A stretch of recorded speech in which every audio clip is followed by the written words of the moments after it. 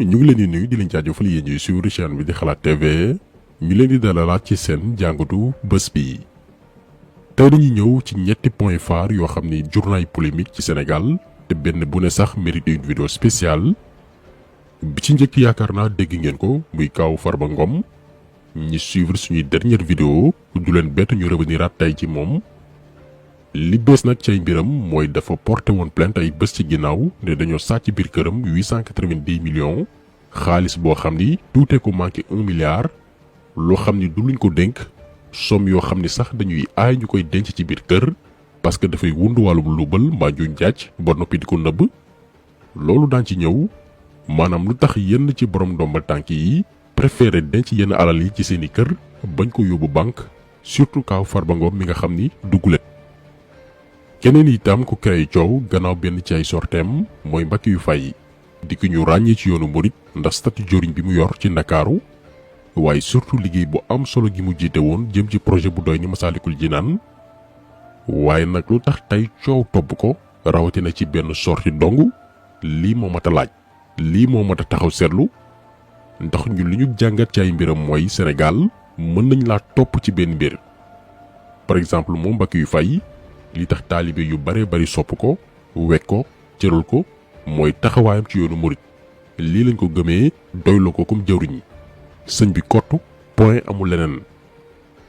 waaye nag bu coppitaamee ci diggante bi war nañu taxaw jàngat bu changement amee c'est parce que mbir yi kon dugal nañ ci lu ci bokkul ci loolee la ñu fas yéene ñëw. buñ ci noppee daaneel ko coow liste candidature ñeel élection législative yi ñëw entre Yewwi Askan Wi ak Benno Bokk Yaakaar surtout nag gannaaw ba ministre de l'intérieur ginnaaw ndogal rejeté yenn ci seeni liste ba ku ne ci coalition yi entamé ay recours ba conseil constitutionnel ginnaaw ndogal dëggal li ministère de l'intérieur wax. waaye nag coow loolu rax liñ naan tappale tukkee ci ministère bi waxoon nañ leen fii. paradoxe bi nekk ci jëlu doon élection daal di koy dénk koo xam ni président moo koy fal di ko defloo di ko waxloo waxoon itam ni waruñoo wóolu bile conseil constitutionnel ndax am na ci point bu ñu intéressé lool dañu bëggoon cee taxaw muy mbiru composition liste yi rawatina ñi ñuy wooyu titulaire ak ñi ñuy wooyu suppléant te ñu bëgg ci lëndëmal xelu askan wi laxas ci ab jaan ba kenn ci sénégalais du xam ni mu demee lii daan ci ñëw ak ay leeral yu gàtt. ki ñu koy dooree mooy Farba Ngom yaakaar naa jortul sax ñu leen koy présenté mooy kan defoon nañ ci moom vidéo lëmm ci ni mu làqartee lijjanti ba doon fi milliardaire diggante 2012 ak tey dajale fi fortune boo xamante ni ñu yore sax ay entreprise di def ay milliards de chiffre d'affaires amuñu ko. jamono yooyu ñu ne woon dans un pays sérieux waa ji dañ koy wóolu ne ko noo def ba am fi lii lépp waaye mujjul fenn comme que nag alalu borom barke la. gaay sàcc nañoo sàcc ba léegi seeni kër lañu transformé def ko ay banque. Farba Ngom dafa xëy bés rek dem porter plainte ne dañoo sàcc këram 890 millions somme boo xam ni 110 millions moo ko teemat 1 milliard. li mu wax ne lañu sàcc bokkut ak liñ fa bàyyi ak li mu denc nëbbu ko ci yeneen këram yi. di leen fàttali aussi ni Farba Ngom ndombal tànkam bi gën a rëy muy député salaire u député 1,3 million la. boo ko dajale woon lu toll ci juróom fukki at te laaloo ci dërëm du tax mu jege 1 milliard. donc bi mu porté plainte ba ñu def enquête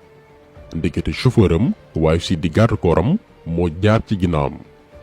donte waa ji weddi na xaalis bi Farba Ngom wax muy 890 millions yi moom nee na 300 millions dong la jëlee ci benn ci nekk yi Farba Ngom di faral di denc ay valise xaalis déjà lii rek information bu rëy a rëy la. waaye li ko gën a garaaw mooy sàcc bu ndaw bi moom jàpp nañ ko ci kaso bi lay dee. waaye ponkalum sàcc bi moom muy Farba Ngom amul benn enquête pour enrichissement illicite maanaam koo xam ni amoo ay entreprise yu def bénéfice yu milliard par at kookee naka la def bay defarlu ay néegu xaalis ci biir këram bañ koy sàcc.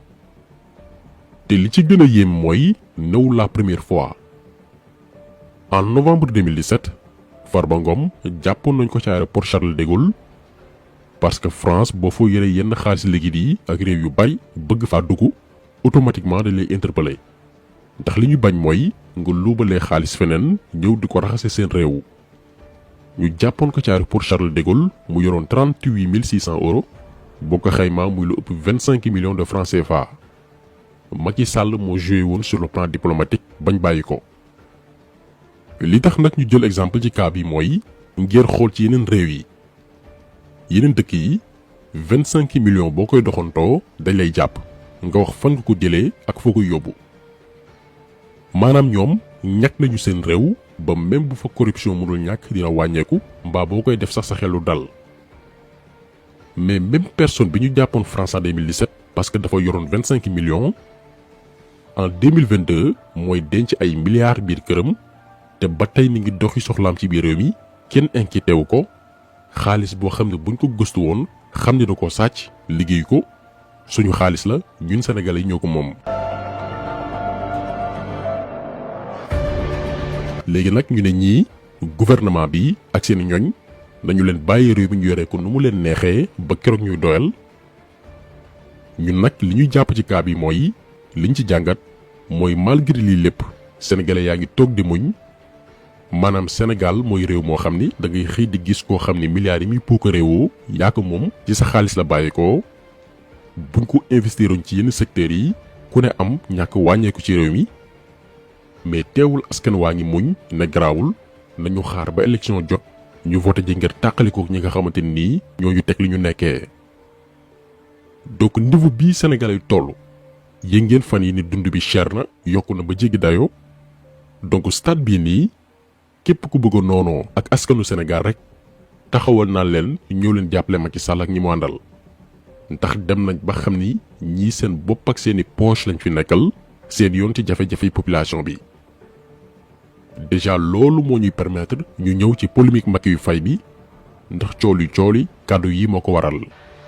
bu ñu fi nekkoon di lim gis nañ ko raté li nga def bari na ci yoon wi te kat ñun yoon wi rek la ñu am ku jàpp sëriñ bi ñu jàpp la jàppale la ku faale sëriñ bi ñu fal la faale la. a ngi dem nag ci sëriñ bi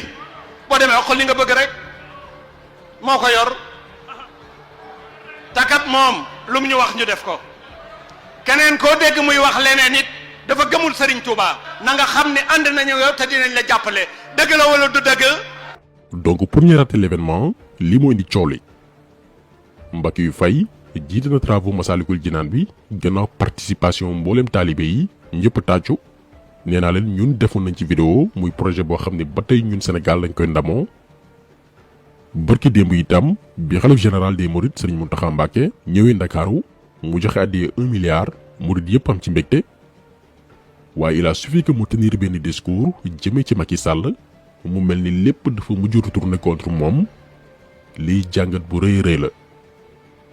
ñun jàngat bu njëkk biñ ci def mooy bu ko waxee woon ci turam en tant que Mbacké yu fay citoyen sénégalais wala l'homme d'affaires lu ko waay wax tooñ ko ndax sénégalais bu ci nekk ci sa turu bopp bu la neexee ne man diw laay jàppale loolu yow lay concerné. waaye jour bii nii Mbacké yu fay dafa jël kàddu ci turu jëriñu Ndakaaru ñeel yoonu murit li muy wax dafay engagé mboolem taalibe ak tarixa bi